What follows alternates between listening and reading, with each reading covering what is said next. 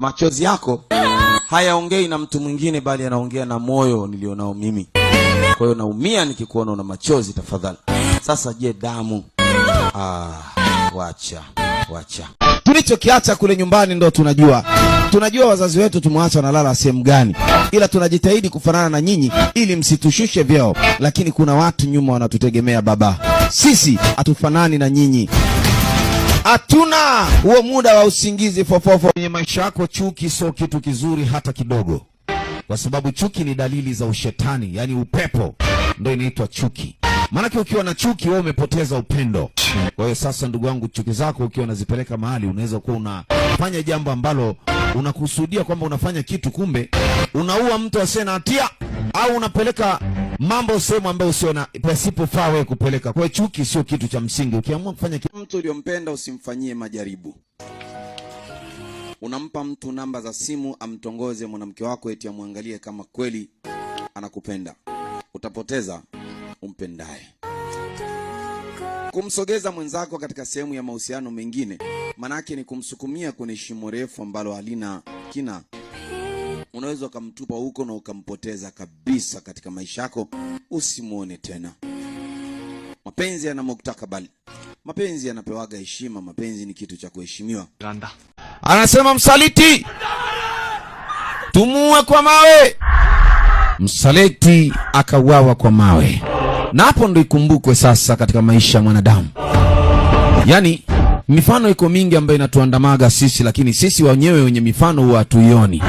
Hawa wanadamu hawa ambao unawaona uko nao pembeni, wengine wanakuaga kama kimvuli. Maisha mbali yatumikie uisha mshera kwa kuwateteaga wa watu.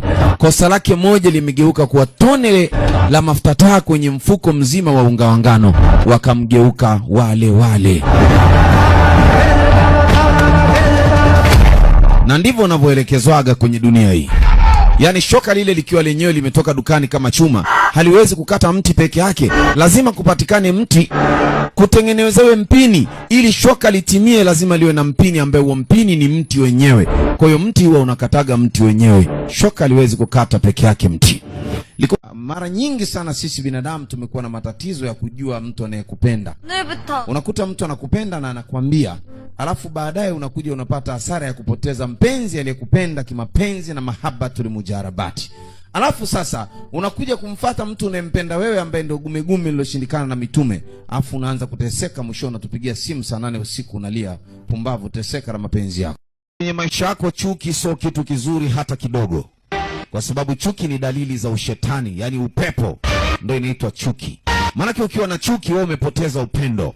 Kwa hiyo sasa ndugu wangu, chuki zako ukiwa unazipeleka mahali, unaweza kuwa unafanya jambo ambalo unakusudia kwamba unafanya kitu, kumbe unaua mtu asiye na hatia, au unapeleka mambo sehemu ambayo sio na pasipofaa wewe kupeleka. Kwa hiyo chuki sio kitu cha msingi. Ukiamua kufanya kitu, mtu uliyompenda usimfanyie majaribu. Unampa mtu namba za simu amtongoze mwanamke wako eti amwangalie kama kweli anakupenda. Utapoteza umpendaye. Kumsogeza mwenzako katika sehemu ya mahusiano mengine, manake ni kumsukumia kwenye shimo refu ambalo halina kina. Unaweza ukamtupa huko na ukampoteza kabisa katika maisha yako, usimuone tena. Mapenzi yana muktakabali. Mapenzi yanapewaga heshima, mapenzi ni kitu cha kuheshimiwa. Anasema msaliti tumuue kwa mawe. Msaliti akauawa kwa mawe. Na hapo ndo ikumbukwe sasa katika maisha ya mwanadamu. Yani mifano iko mingi ambayo inatuandamaga sisi, lakini sisi wenyewe wenye mifano huwa hatuioni. Hawa wanadamu hawa ambao unawaona uko nao pembeni, wengine wanakuaga kama kimvuli. Maisha mbali yatumikie uisha mshera kwa kuwateteaga wa watu. Kosa lake moja limegeuka kuwa tone la mafuta taa kwenye mfuko mzima wa unga wa ngano, wakamgeuka wale.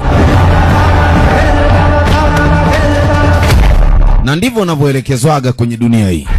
Yani shoka lile likiwa lenyewe limetoka dukani kama chuma, haliwezi kukata mti peke yake. Lazima kupatikane mti kutengenezewe mpini, ili shoka litimie lazima liwe na mpini ambaye huo mpini ni mti wenyewe. Kwa hiyo mti huwa unakataga mti wenyewe. Shoka haliwezi kukata peke yake mti. Mara nyingi sana sisi binadamu tumekuwa na matatizo ya kujua mtu anayekupenda. Unakuta mtu anakupenda na anakuambia, alafu baadaye unakuja unapata hasara ya kupoteza mpenzi aliyekupenda kimapenzi na mahabbatul mujarabati. Alafu sasa unakuja kumfuata mtu unayempenda wewe ambaye ndio gumegume liloshindikana na mitume. Alafu unaanza kuteseka, mwisho unatupigia simu saa 8 usiku unalia, pumbavu, teseka na mapenzi yako.